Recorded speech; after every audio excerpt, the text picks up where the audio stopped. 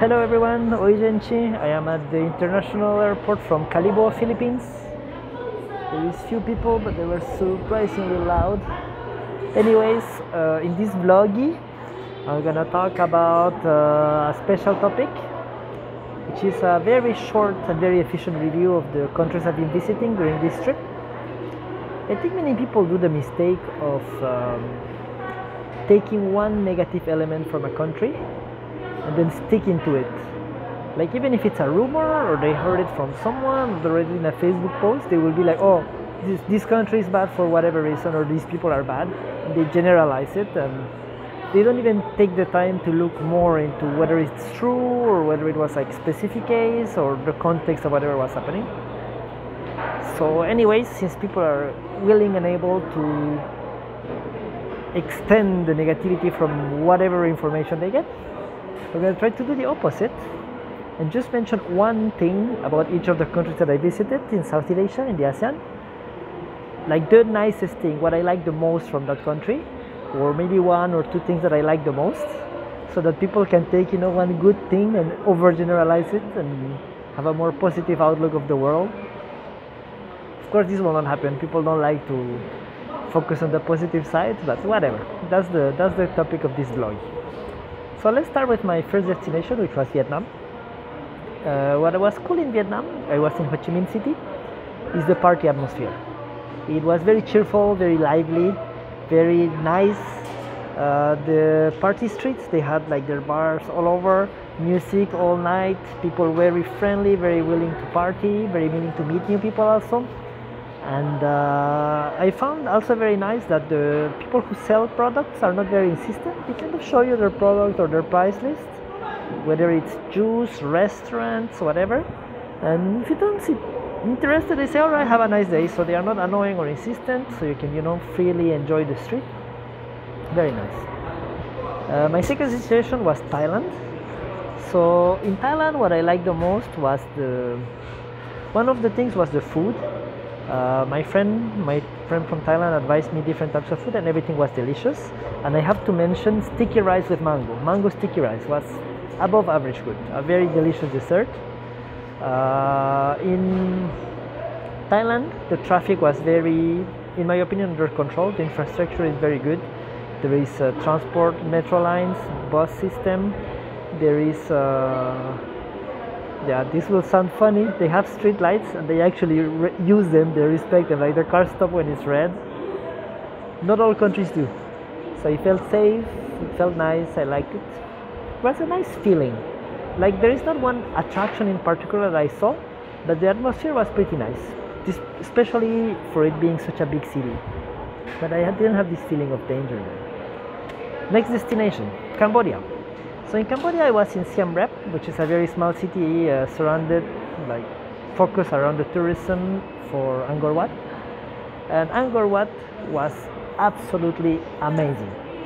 I visited some amazing places. I visited Taj Mahal, I visited the Great Wall of China, I visited Machu Picchu in Peru, Chichen Itza, I visited the Colosseum in Italy, many of these famous huge buildings, And Angkor Wat deserves its place among the top. It's gorgeous. It's huge and it's gorgeous. It's really better than I expected, and I had good expectations. So just Angkor Wat makes Cambodia amazing. And on top of this, Siem Reap was a small and peaceful and safe city. I partied there a lot. I met the British guys who were hilarious. And we got drunk. I walked around drunk in the city during the night alone with friends, and at no point did I feel in danger. The food was very good, prices were very affordable, so it was very pleasant stay. Next, I went to Indonesia. Okay, Indonesia, the food was in an absolute other level.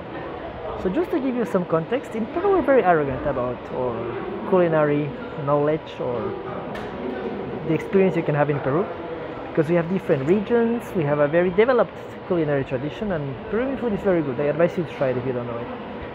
But we're a bit arrogant, like we think we're like so good at it, and it's not that we're bad, but compared to a country like Indonesia, we're just not that good, honestly. In Indonesia, I just tried street food every day from different like little places that my friends showed me, and I was like, what the heck, man? They really have a high level. They really have a high level, and I like spicy food. And in Indonesia, I was served. It was so spicy. Like in some countries, for example, in India or in Korea, when they tell you it's not spicy, it actually is a bit spicy. So people who don't like spicy hate it because they expect it to not be spicy when in reality it is. And when it's very spicy, it's kind of spicy but not that spicy. It's always a little bit spicy, and when they say very spicy, it's spicy but bearable. In Indonesia, it was not like this. In Indonesia, if they tell you that it's not spicy, it really is not spicy. You can really eat it, no stress. But if they tell you that it is spicy, oh my god, brace for some serious burn. Like my mouth was on fire. Yeah, I mean, I tried some food from the Javanese island, from the Tamberang region, and they told me that I have to try foods from other parts of the same island and from the other islands, and the diversity and the quality that I saw was beyond compare. Was really on an absolute different level. The food in Indonesia is amazing. And the people, well, the family of my friend were also very cool. And yeah, my friend put the bar high, and her family managed to top it up. So that was nice, but I mean, I was spoiled. I met really cool people. Next, Singapore. Well, Singapore, among its multiple good sides, there is that is extremely organized, well planned. Singapore has a wonderful airport that I love. Has a very interesting port that is being expanded into Tuas Megaport. Yeah, but all these things are not cool, right? It's the kind of things that I like, but I don't think anybody in my blog will like it. Well, regarding the food, what is cool in Singapore is that they have different ethnic groups, the Chinese, the Malays, and the Indians, among others. So you have very diverse types of food from very diverse countries that are made in a very authentic ways. Because you can find, for example, Chinese restaurants or Indian restaurants anywhere. But when there is actually people who are culturally Indian or culturally Chinese, they make the restaurants be better because they have higher expectations. If I compare this with Peruvian food in Canada is usually awful because there is not many Peruvians. So they don't cook for Peruvians, they cook for Canadians. They adapt the taste. And it's not bad, but it's not authentic. Whereas Peruvian food in the US is excellent because there is a lot of Peruvian people. So when you eat there, it actually tastes the same like in Peru. Replicating this example, when you're in Singapore, I mean, Chinese food tastes like what Chinese people expect, or Malaysian food what Malay people expect, or Indian food what Indian people expect. So this is nice. And yeah, it's super cheap. I mean, everything is expensive in Singapore, but good food, you can find it everywhere and it's extremely cheap. Next, Philippines. Right now, in the Philippines, what happened? I met my friend, who's kind of my like life guide and one of my idols, and she was cool, and I expected this. But she also introduced me her brother, who was also very kind, very welcoming. He took the time to drive me around and show me everything, and they were amazing. But I kind of expected them to be amazing. And then she just casually introduced me to a friend of hers who would kind of help me get my corona test done. And this guy that I barely knew, and from what I understand, he's not even that close to my other friend. He overdid it. He showed me around, drove me around, showed me the food, showed me the places, bring me to like natural places, history. So the level of we went to drink together like in a place where Filipino people go drink, and he explained me the culture, how it works, the drinking tradition, the customs. So the warmth and the welcomeness that I received from a person who hours ago was a stranger was the high point of this trip in terms of friendliness.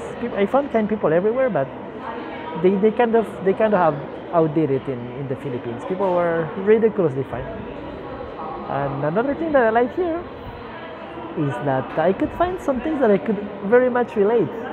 The Philippines was a Spanish colony long time ago, and though the Spanish language is no longer used here, they did keep a lot of words. They have hundreds or maybe thousands of words that are Spanish. So when they speak, I can understand random words or when it's written. And I started listing them and I sent them to my mom. I was like, if you come to the Philippines, you already know like these words.